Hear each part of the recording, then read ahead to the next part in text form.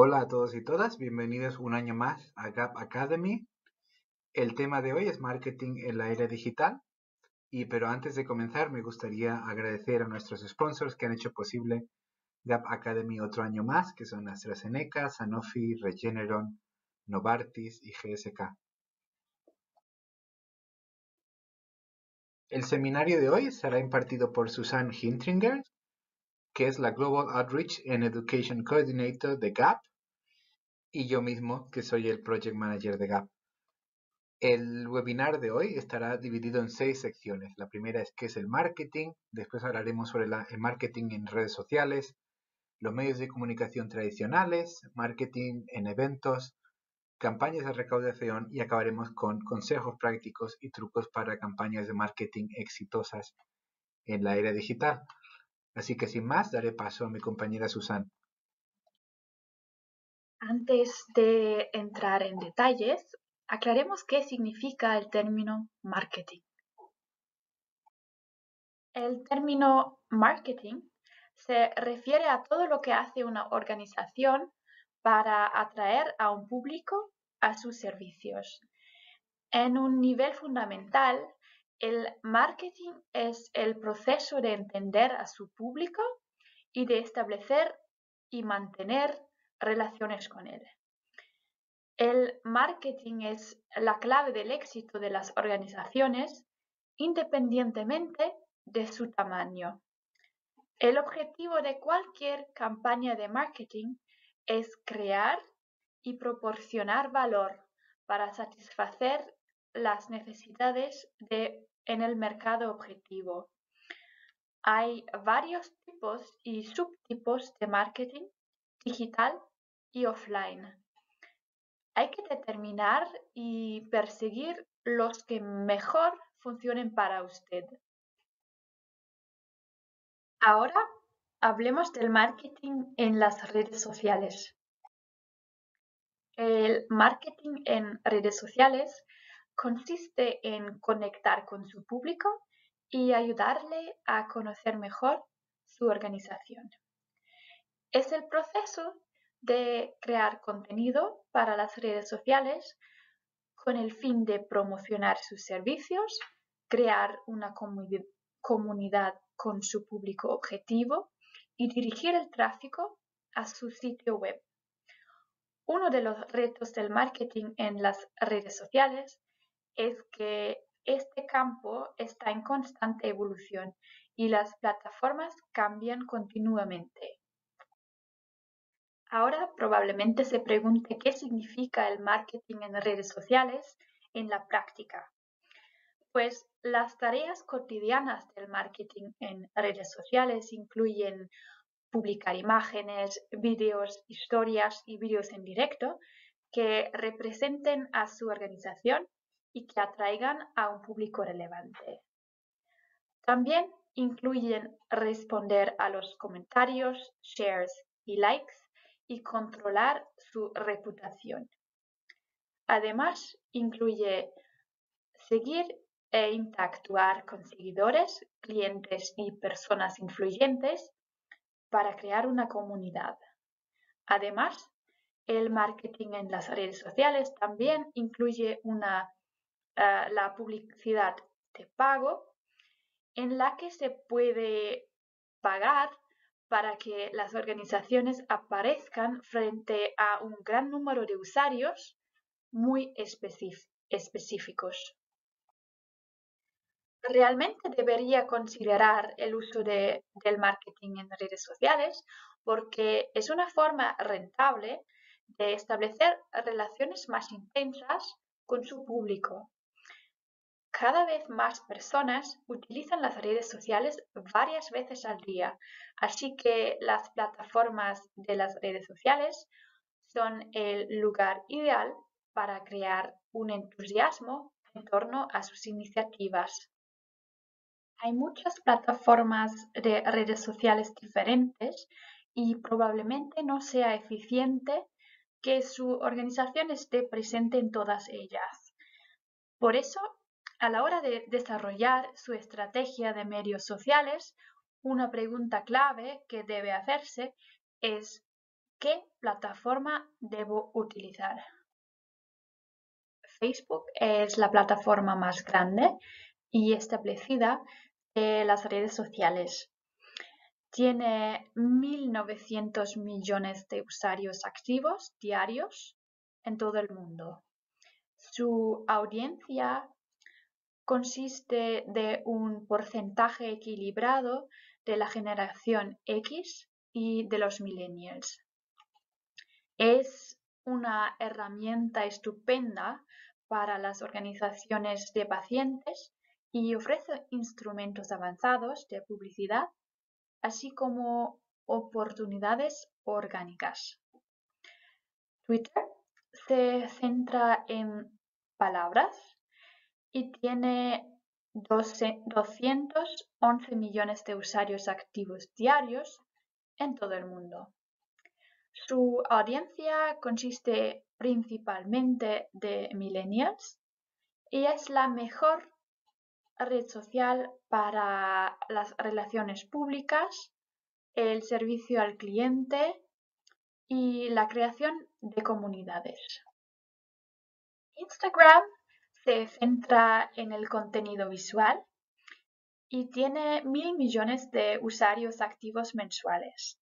Su audiencia consiste principalmente de millennials y es la mejor plataforma para compartir imágenes y vídeos de alta calidad, contenidos generados por los usuarios y para hacer publicidad.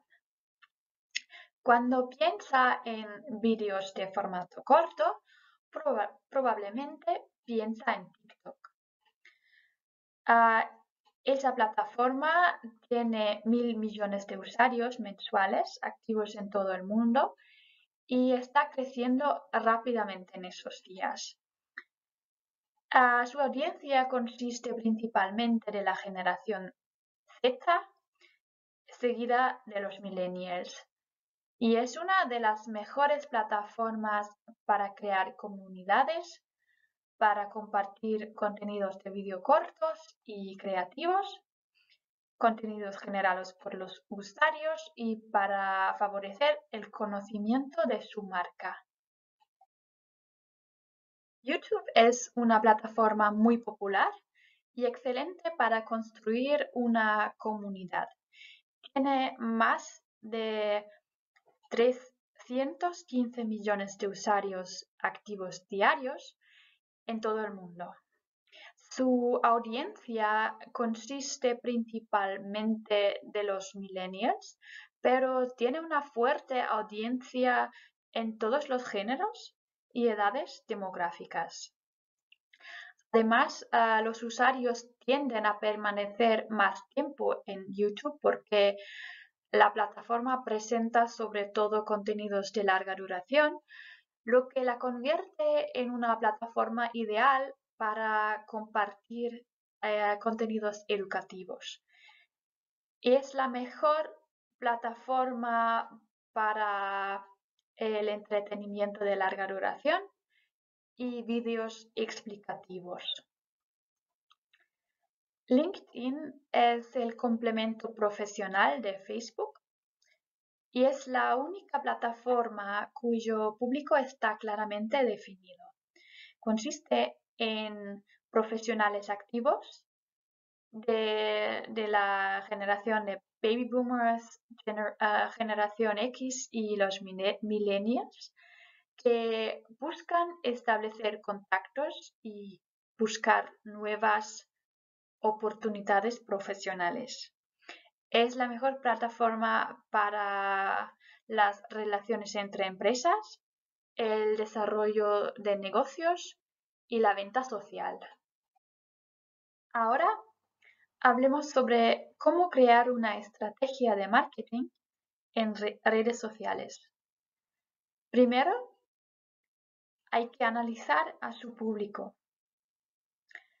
Después, hay que determinar en qué plataformas sociales va a comercializar sus servicios. Después, es importante establecer sus objetivos Y algunos ejemplos de objetivos potenciales podrían ser el alcance, los clics o el compromiso. Después, intenta conocer a su competición en redes sociales.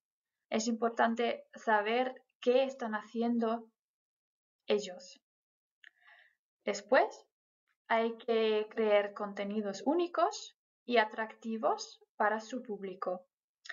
Y eso se hace organizando un calendario para sus publicaciones porque es importante estar presente continuamente en los medios sociales. Para aprender más sobre temas relacionados con las redes sociales y el marketing, le recomendamos ver nuestros webinars grabados en nuestro sitio web. El marketing en las redes sociales puede ser un desafío. Los medios sociales pueden desarrollar dinámicas problemáticas y seguro que todos podríamos citar algunos ejemplos de incidentes en los que individuos u organizaciones han sido el objeto de la antipatía de la audiencia de los medios sociales y han sido castigados con una tormenta de indignación online. Aunque esas olas de indignación no siguen ninguna ley de la naturaleza, hay algunos errores que se pueden evitar muy fácilmente. Intenta ser sensible. Pregúntese regularmente si su presencia en los medios sociales está excluyendo a grupos sociales. Por ejemplo, ¿están los dos géneros adecuadamente representados? ¿Están representados todos los grupos étnicos de su región objetivo? Como regla general, debe tener en cuenta que su contenido debe ser lo más comprensible y accesible posible para todos los grupos objetivos relevantes. No todo el mundo tiene el mismo equipo técnico que usted y no todas las personas para las que su contenido puede ser importante están habituadas a la terminología médica. Intenta siempre simplificar al máximo y dar un paso atrás antes de publicar. Sus mensajes deben beneficiar principalmente a su público. Asegúrese que realmente lo hagan. Seguimos hablando de los días de concienciación. En los días de concienciación, organizaciones de todo el mundo unen sus voces para concienciar y llamar la atención sobre el tema en cuestión.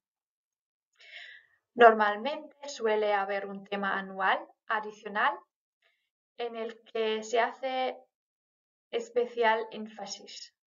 Por ejemplo, en 2022, el tema del Día Mundial del Asma fue cerrar las brechas en la atención del asma. GAP proporciona materiales de campaña a sus organizaciones miembros en el Día Mundial del Asma, el Día Mundial del Pulmón, el Día Mundial de la Dermatitis Atópica y el Día Mundial de la EPOC, entre otros. Así, todo lo que tiene que hacer es compartir o publicar esos materiales en las redes sociales. Eso le ahorra un valioso tiempo de trabajo y la mayoría de las veces, además, puede solicitarnos una subvención si participa en nuestras campañas para que el tiempo que invierte se vea compensado. Muchas gracias, Susan. Susan nos ha hablado sobre medios digitales, pero ahora vamos a hablar un poco de medios de comunicaciones tradicionales y la diferencia que hay con los nuevos medios. Primero vamos a definir qué son los nuevos medios o los medios digitales. Es lo que nos ha comentado Susan, las redes sociales, las webs, los newsletters, las campañas o las aplicaciones de mensajería. ¿Y qué son los medios tradicionales? La radio, la televisión, la prensa, las publicaciones, etcétera. Obviamente la primera diferencia que nos viene a la mente es que entre estos dos medios es que unos se dirigen a un público más joven, que son los medios digitales, o que son utilizados, mejor dicho, por un público más joven versus a los tradicionales, pero no nos debemos quedar con que esa es la única diferencia entre los dos medios.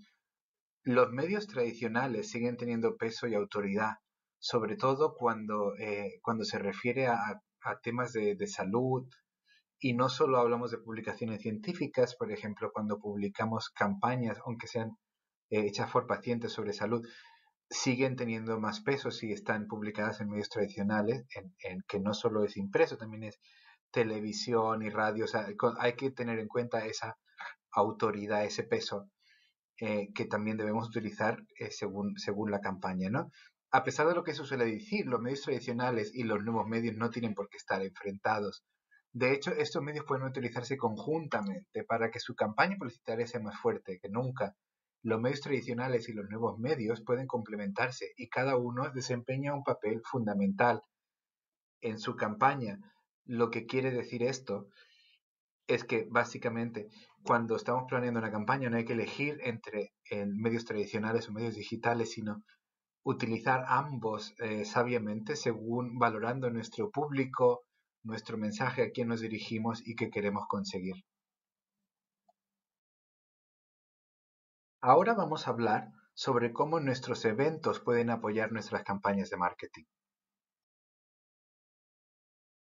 Como todos sabemos, una de las consecuencias de la pandemia es que todas las organizaciones empezamos a conducir nuestros eventos de forma virtual porque era la única manera en que podíamos llegar a nuestro público.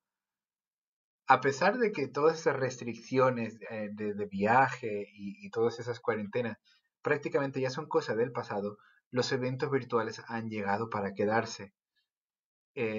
Con las organizaciones han descubierto que son un medio para atraer a un público de otros países, de otros continentes, otras regiones que de otra manera no podrían atraer en cuanto a eventos, ¿no? Porque a veces son personas que hablan nuestro mismo idioma, pero no pueden viajar a donde estamos o no pueden asistir a nuestro evento. Y de alguna manera un efecto secundario positivo es que hemos ampliado ese público. Em, ¿qué, qué tenemos que mejorar esos eventos virtuales y cómo aplicar nuestra campaña de marketing en ellos? Primero, no confíe únicamente en los enfoques clásicos de un evento. Todos hacemos un webinar, una campaña, pues que hay un índice, se habla, etcétera. Hay como un modelo preestablecido que sí, que evidentemente funciona, pero no confíe en modelos clásicos siempre. Ah, tiene que explorar, tiene que innovar, mire otros ejemplos, mire otros eventos, incorpore esos elementos en el suyo para que las personas que vuelvan a sus eventos no tengan esa sensación de tediosidad. Como vemos en esa foto, hay maneras, herramientas, mejor dicho, hay herramientas que nos permiten que esos eventos virtuales no sean como lo que estáis viendo ahora mismo aquí, pero la típica, una persona grabándose en una pantalla, etcétera. Hay maneras de llevar esos eventos virtuales a un nivel más elevado, como el que veis en la foto de aquí. Evidentemente, esto quizás es un nivel un poco alto para muchas organizaciones, pero lo que quiero decir con esto es que esas soluciones tecnológicas para incrementar la calidad de nuestros eventos a veces no son tan caras como podríamos pensar. No quiero que tengáis miedo a preguntar, a explorar y a preguntar precios y a preguntar precios especificando que sois una ONG. Ha habido muchas empresas que han irrumpido en el mercado de los eventos virtuales, que no son grandiosas empresas y que pueden trabajar con presupuestos más pequeños. Entonces, explorar qué hay a nivel local y ver cómo podéis aplicar soluciones tecnológicas para mejorar la calidad de esos eventos. ¿Y para qué queremos mejorar la calidad de esos eventos? Porque esos eventos que son exclusivamente virtuales son una ventana que tenemos para promover nuestras campañas de marketing, aunque sea otro tema diferente del que estamos conduciendo en ese evento virtual, aprovechad cualquier ocasión para hacer promoción de vuestras campañas, porque nunca más podréis tener esa audiencia interesada en lo que estáis diciendo como en ese preciso momento. La modalidad de eventos que ha venido para quedarse posiblemente y que será implementada desde ahora y durante los próximos años en que estamos transicionando en la pandemia son los eventos híbridos. Son sencillamente una mezcla de eventos en vivo y virtuales.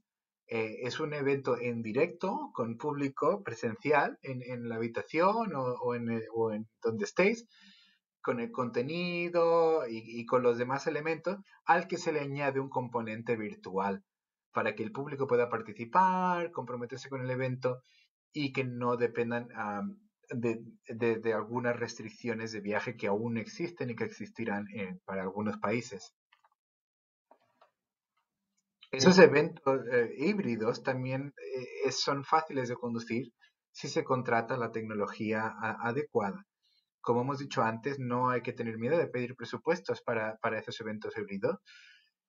No es tan complicado como parecería, ¿no? Como hacer algo como lo que se ve aquí en la foto no es algo totalmente fuera del alcance de una organización pequeña. No hay que cerrar las puertas a las personas que aún no pueden viajar. También cuando tenemos esos eventos híbridos en los que tenemos público presencial, seguro que produciremos esos materiales impresos, flyers, tarjetas, lo que sea, ¿no? Impresos de publicaciones.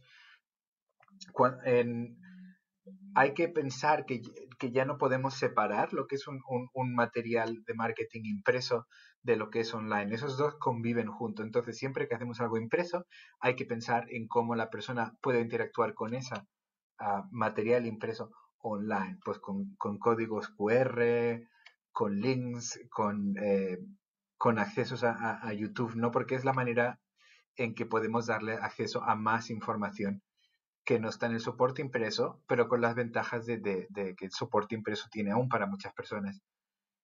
Eso es parte de ampliar su audiencia. No todos los eventos virtuales o soluciones híbridas de conferencia son caros. De nuevo, pregunte y pida por el precio de ONG o pídanos consejo a GAP y le especificaremos cómo podemos ayudarle o ciertas compañías que ofrecen precios razonables a ONGs para ese tipo de eventos. Si no tiene ningún presupuesto para esas compañías o para software para eventos híbridos, no hay que preocuparse. Hay las redes sociales, todas las redes sociales, Facebook, YouTube, Instagram, Twitter, bueno, todas las que se me ocurren ahora, tienen servicios de live streaming. Estos servicios son gratuitos y son muy fáciles de usar desde cualquier red social. Y es una manera en los que podemos también hacer esa difusión de nuestro evento mediante las redes sociales.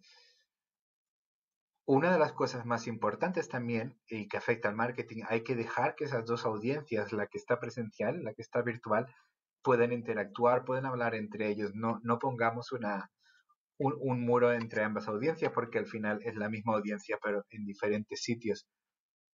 Y de nuevo, igual que los eventos online, aproveche la ocasión para explicar sus campañas de marketing, sus productos, sus servicios. Es una gran ocasión para hacer conocer en lo que está trabajando su organización en ese momento. El siguiente tema son las campañas de recaudación y hablaremos de cómo esas campañas de recaudación anuales masivas nos pueden ayudar a contribuir con nuestros esfuerzos de marketing.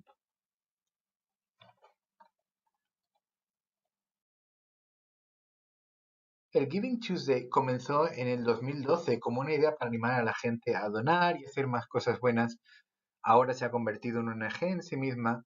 En el 2021 alcanzó sus máximos niveles de participación, de donaciones y de concienciación generalmente, proporcionando a todas las ONGs y organizaciones de pacientes una plataforma que les permitía llegar a miles de nuevos donantes potenciales o o de personas que participaran y contribuyeran con su causa. Evidentemente hablamos de Giving Tuesday porque es el movimiento más global, pero siempre vale la pena analizar en su propio país o su región si hay otros movimientos similares. ¿Por qué decimos que es importante unirse a estos movimientos globales? Primero, evidentemente, lo más básico por la recaudación. Como vemos en el gráfico de abajo a la izquierda, esto es el gráfico de donaciones de una organización y vemos que ese pico en Giving Tuesday quiere decir que eso nos puede dar ese empujón económico durante un día que nos puede beneficiar para todo el año. Pero la segunda razón, y la que es para mí la más importante, estos movimientos globales generan tal tracción con millones y millones de personas alcanzadas mediante su marketing, que solo el retorno de la inversión solo en marketing y en visibilidad es suficiente para justificar unirnos a estas campañas. Aunque no recaudemos nada, solo el retorno en marketing es suficiente. Para reforzar esta afirmación, os he traído unos pocos de datos. Son muchos, pero solo leeremos los más importantes para demostrar que unirse a estos movimientos globales tiene un retorno importante en nuestros esfuerzos de marketing. Por ejemplo, en 2021 las organizaciones sin ánimos de lucro se apoyaron mutuamente. Eso quiere decir que no solo hubieron donaciones individuales, sino que otras organizaciones afines a movimientos de la otra organización se apoyaron económicamente entre ellas. Las donaciones del 2021 superaron a los 2020 y alcanzaron los 2.700 millones de dólares durante ese año. Eso quiere decir que la pandemia no afectó negativamente a las donaciones, al menos en Giving Tuesday. Otro factor importante de estos movimientos globales es que empresas como Facebook, Meta, perdón, TikTok, como dice aquí, se suman a esas campañas, nos dan una plataforma para también promover nuestro propio URL de esa campaña en Facebook y a veces lo que hacen es igualar las donaciones. Facebook igualó 8 millones de dólares en 2021, TikTok igualó 7 millones de dólares.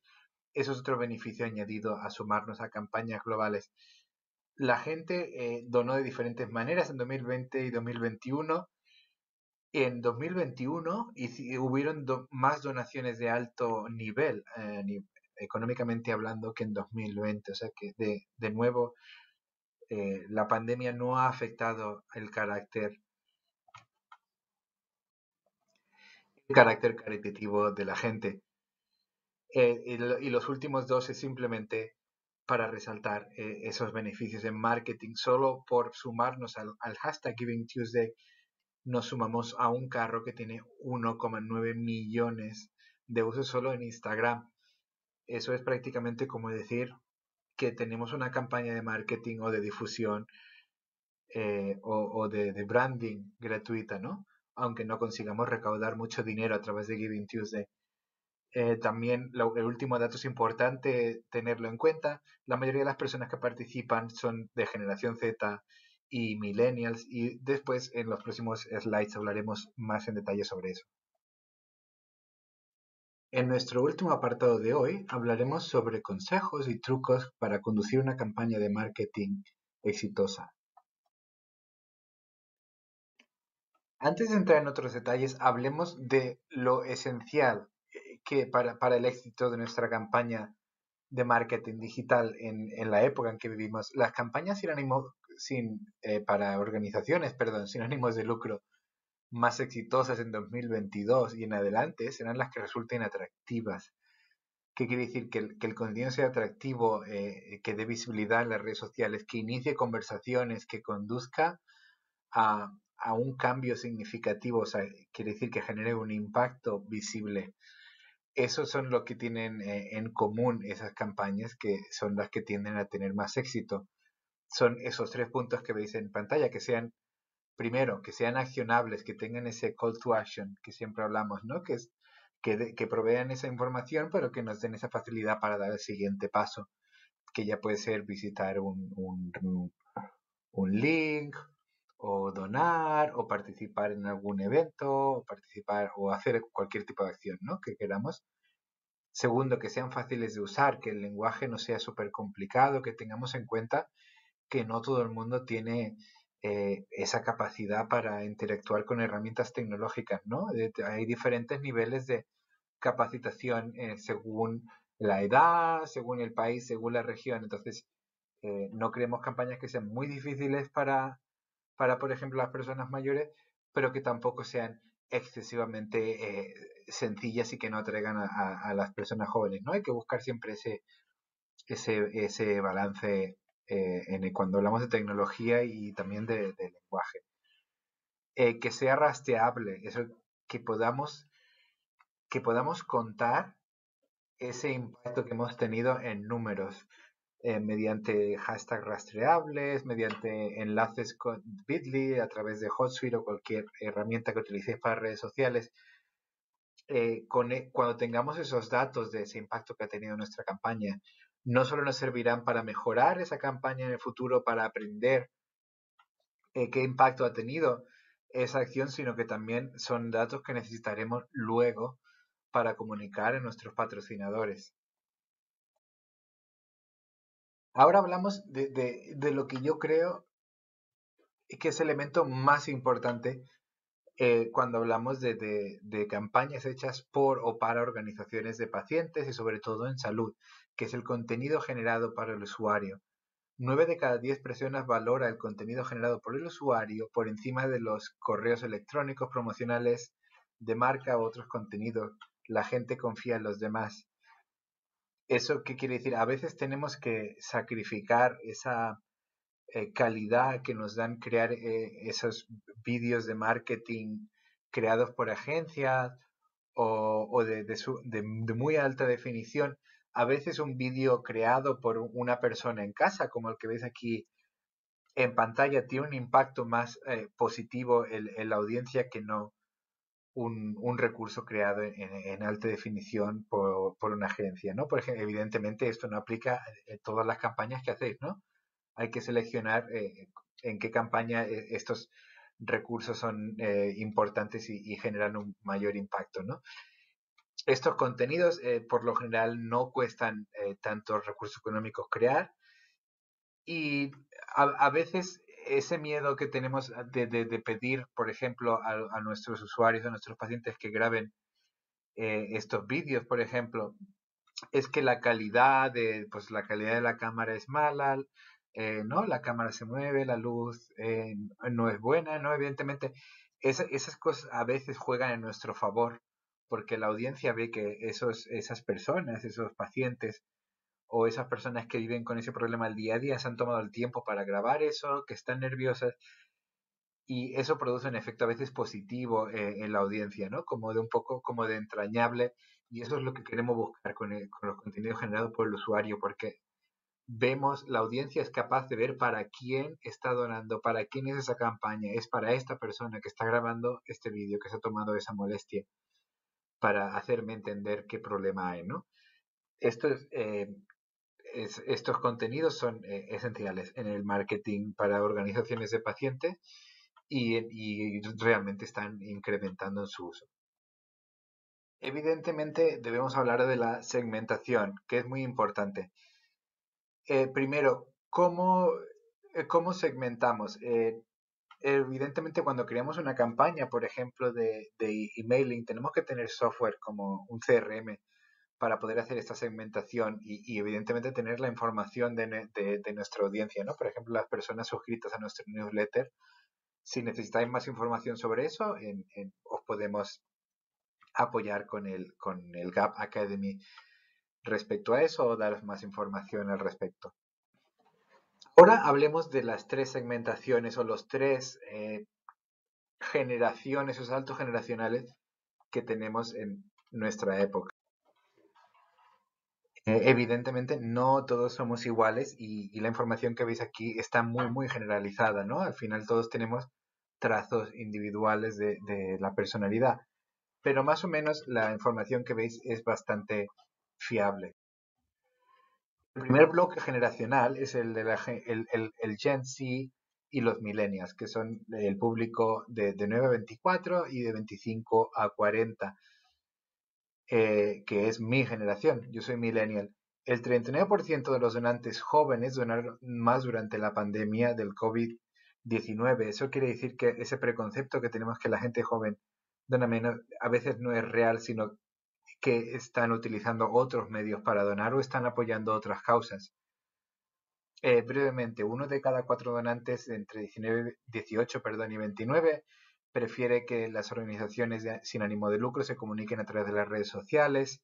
Solo el 16 quiere recibir mensajes de texto largo o leer texto en general. Eso quiere decir que hay más tendencia a vídeos, ¿no? O a contenido digerible. El, la generación del milenio es más propensa a investigar las organizaciones, por eso la transparencia es tan importante y la reputación es algo que realmente investigan la gente joven antes de involucrarse con nada. La relación principal por la que los millennials y la generación Z no donan es la escasa presencia en las redes sociales. Por eso es tan importante que mantengamos nuestras redes sociales actualizadas y que sean atractivas.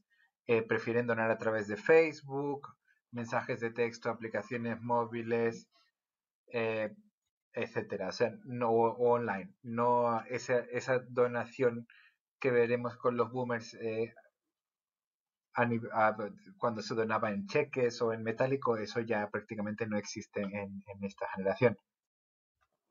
El siguiente bloque es la generación X, que son la gente entre 41 y 57. Antes de entrar muy en detalle sobre esta, y también hay que hacer aquí otro disclaimer. No quiere decir que todo el mundo, que si tienes esta edad, te identifiques con esta generación, ¿no? Con los comportamientos o la cultura de esta generación. Una persona puede tener 41, pero sentirse más identificada como millennial, o al revés, una persona de generación X puede sentirse más identificada con boomers. Eso también no solo es el factor edad, también es el factor nuestro comportamiento, nuestra personalidad. Por eso hay que respetar que a veces eso no está definido solo por la edad, pero más o menos son patrones que de forma general se cumplen con estas generaciones. Lo que decíamos, la generación X, 41 a 57 años, tienden a donar más a causas de conservación, naturaleza. La principal razón por la que no donan es porque tienen un sitio web obsoleto, porque las organizaciones tienen un sitio web obsoleto, que es parecido a lo que vemos con la generación anterior, pero en vez de más enfocado medios, en las redes o en medios más modernos, ellos se enfocan más en la web. La generación X prefiere donar a través de Facebook también, campañas de texto, etcétera. En eso también es similar. Una de las cosas que varía mucho con esta generación es que realmente les importa la deducción de impuestos cuando hacen una donación por el rango de edad en que están, y es algo que tenemos que tener en cuenta y facilitar a nuestros donantes, si nuestra campaña es una campaña de financiación, de financiación de recursos. El último grupo de edad que tenemos hoy día son lo que llamamos los boomers. Los boomers son la gente entre 58 y 75, tienden a donar más a causas religiosas que los otros grupos, eh, prefieren donar por correo, por ejemplo, con cheques que en otros canales. Eh, Les gusta tener noticias sobre las organizaciones a las que donan, pero no tan frecuentemente como los millennials, los Gen Z o los Gen X. Quiere decir, mientras más joven nuestro público, más frecuentemente quieren ver cómo su donación está haciendo un impacto, pero evidentemente sin ser abusivo, ¿no? Con esas comunicaciones. Los boomers quieren saber más qué pasa con su dinero, con su donación. El 40% dejaron de donar a una organización sin ánimo de lucro porque no sentían que su dinero se utilizaba estratégicamente. Eso tenemos que tener en cuenta de que esta generación realmente valora muchísimo el que realmente reportemos cómo estamos invirtiendo ese dinero que nos han donado.